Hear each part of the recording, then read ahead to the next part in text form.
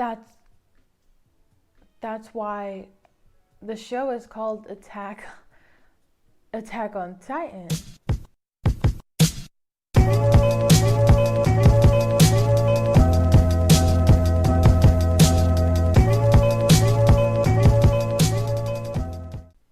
Hello, welcome back to my channel.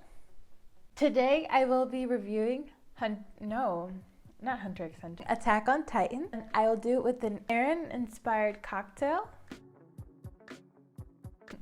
Father, please forgive me. When the Survey Corps came back, that one mother asks for her son, and all the guy can give is his arm. That's a power move. Can you imagine? I mean, that's just yikes, but we aren't even halfway through episode 1. Cue inciting action.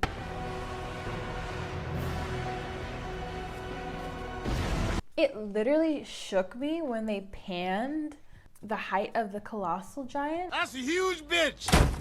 When I saw some religious people, and they were like praying to the walls to save them from the Titans, I was like, dude. Diamond Eren came up in the ocean and it's gone. And there's people that are dying. I kind of obsessed over that key to the basement for a while.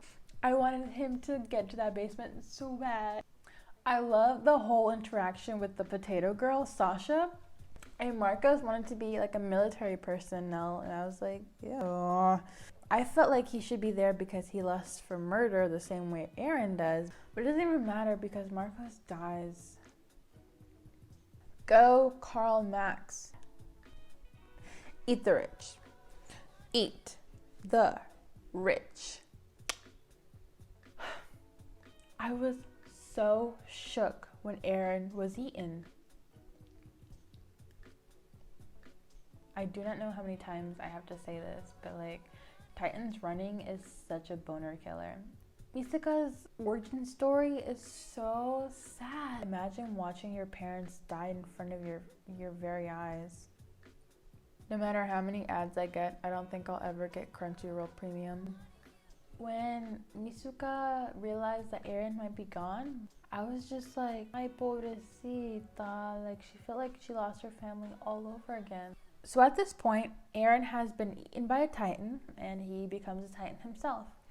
And so he's killing Titans left and right, and you know, like no mercy for these hoes. Also, Armin's head is in the right place. That one Titan, which was Eren, he drew him to where all the other Titans were like collecting around like that library place, and had him like just go ham, which I think was very smart.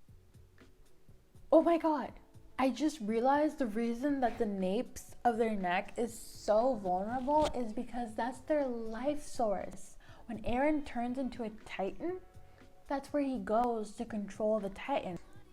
Also, it's such an enlightening scene when Armin realizes that he actually saved his friends all those years ago.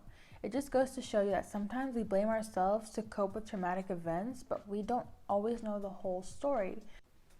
I'm a little sad that they used Eren to like see if they could control a Titan for their benefit, and it went haywire, it went on the wayside. But I'm also very glad they didn't give up on Eren. He was still able to seal the wall. I know this is such a weird random note, but like the way blood is animated in this particular anime is just so spectacular. Like I love it, you know? At the time, I didn't know who built the wall. Just so curious. I was like, who benefited, you know, economically from these walls being built? Capitalism? What did I expect? They have a whole monarchy. Like lawyers, I'm assuming don't exist because Eren went to court and they were just like, hey yo, what's going on, my guy? Why did you turn Titan? I don't get a lawyer. Damn, okay, I don't know why I turned Titan. God, okay, sure. I find it so funny that Titans like need sunlight to be like awake and alive. Houseplants? I'm a whole houseplant. If I don't get sunlight, I do die as well. Then they went on an excursion outside of the wall in Titan territory, and a whole blonde ass Titan appeared, and at first I was like, is that Annie? And then I was right. It was Annie. It was Annie the whole time. And I'm just like, also, rip the right ring. Moment of silence. I was so shook when I saw the Annie Titan like freeze her hands over. I was like, what? I was so shook. I was like, I didn't know it could do that. When they were in the forest, when he finally like saw all his comrades die, he was like, I remember thinking, I'm about to beat this bitch up. Amir is a Titan. There's some like human, decent looking Titans, and Amir is just not one of them. Connie's village got turned into Titans? What? I hate that they never like went back to that. Like, I want to know what happened. I want to know what happened before, during, after, why she was trying to communicate with Connie. You cannot give me that piece of information and then never go back to it. When the Titan that ate Aaron's mom pulls up, and he was just like, catch me outside, how about that? I'm so sick and tired of Aaron going ghost and like losing. Are we just gonna sit here and not talk about how the fact that in episode 38, season 3, the animation just completely changed? We're starting this season 3 off with serial killers, not even Titans, pure humans killing other humans. The head of those serial killers is the person that raised Lovey. Wow. I did not know there was a whole underground society like in Flush. I don't know how I'll cope. I don't know how I'll live with myself if I knew that to be true. I don't like Historia's backstory. Like, her mom got pregnant with her because true ruler couldn't keep it in his pants, and she hated her and she abused her and, made her know that she wasn't loved and hated. She's just such a sweet, innocent little girl that she shouldn't have been hated the way she was. That being said, I wasn't really mad when her mom died. No sympathy for child abusers. The government in this anime rewriting the history books sounds a little familiar to another government that I'm familiar with. I'm not in a car, but please pretend I'm in a car. This is Erwin when he finds out that his dad died after he told him a secret.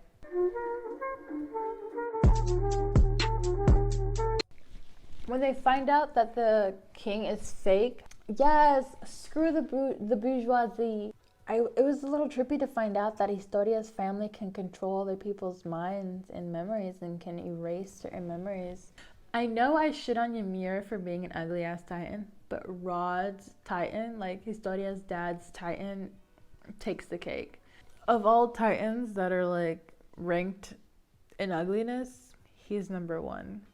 So Historia's dad becomes a Titan, tries to attack, fails. Historia delivers the final blow, the like KO blow. She is crowned queen. First thing she does with her power is hit Levy, because she knows he can't hit her back because she's queen. And he didn't care. He took it. Not to be that revolutionary French bitch, but guillotines kind of do it for me. Like, I love guillotine, and I love the Titan guillotine that they made up. You know what tripped me up? That ugly ass gorilla bear thing, Titan, is actually Aaron's dad. And Aaron dies and he never meets his dad. So this whole time, Aaron's dad is actively killing Aaron and his fellow comrades. And Aaron is fighting his dad, who he thinks is dead. And I'm a little upset by that. What is it with anime dads and just being so deadbeat? Like in episode 50, when all those Titans appeared out of nowhere, I for sure thought they were gone. I for sure thought they were dead. I was like, oh, Taylor? She can't come to the fun right now. Why? 'Cause she's dead. Their objective is to kill these people that live inside the wall just because their memories are erased by like the true king. Like, can't you just, I don't know. educate them and like spare their lives and let them integrate into your society? Why is the go-to killing them? I know after all that talk, I did not just see Armin sacrifice himself for Eren and then go ahead and tell Eren to see the sea for him. I don't give a do I look like I get because I don't. You will not get one tear out of me tonight. After all that talk about the sea, I will see you very soon with a baseball bat. I promise you that. I at this point, I've seen it time and time again. At this point, it's confirmed. Like, you guys only care about making me bawl my eyes out, and I'm on to you. The one time writers give me what I want. Armin had died, and Erwin was on the brink of death as well. And they had serum, Titan spinal fluid to bring one of them back to life, and they chose Armin.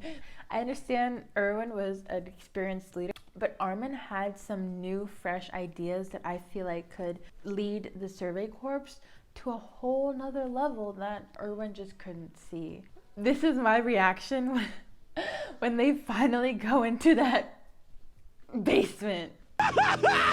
Finally! And it's all I could ever dream for. He has these books and he has all this information about the Titans that I just knew was down there. So I thought all that was down in that basement was Titan information. I did not know Eren's dad had a whole ass family before he met Carla and had Eren.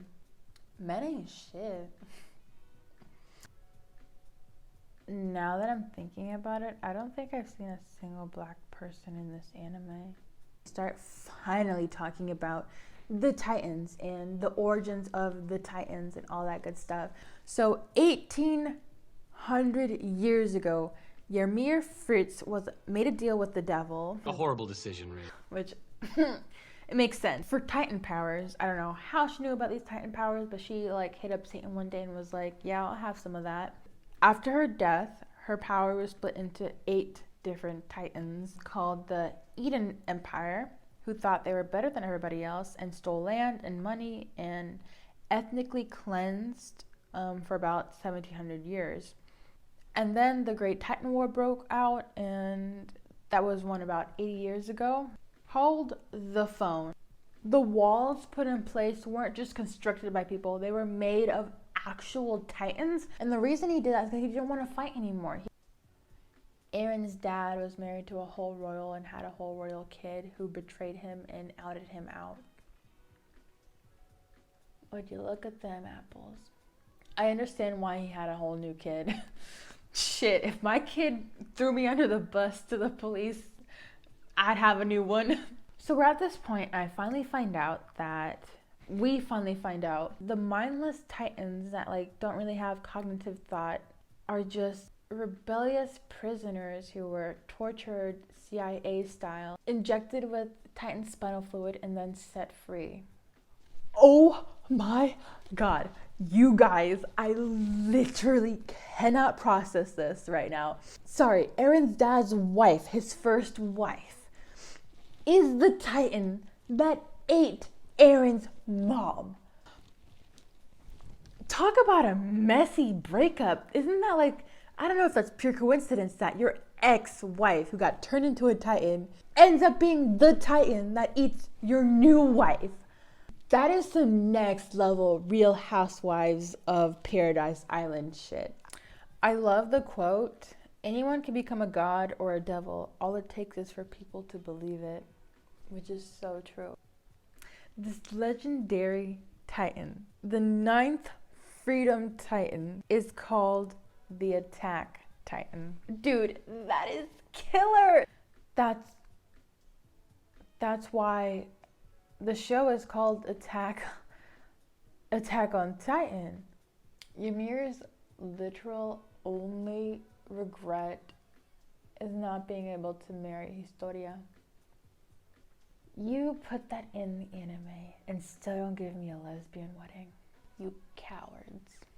I love how Eren is slowly regaining his memory, like, of his father, and everyone is just chalking it up to puberty. They're like, yeah, he screams sometimes, but it's just because he gets boners. Sorry. It only took an entire anime, but Armin finally got to see the sea. Armin got his wish, and I was so happy he got to see it with Eren. But Eren is just so full of information, and he's so distraught with all of this knowledge on his shoulders that he can't even enjoy the sea with Armin.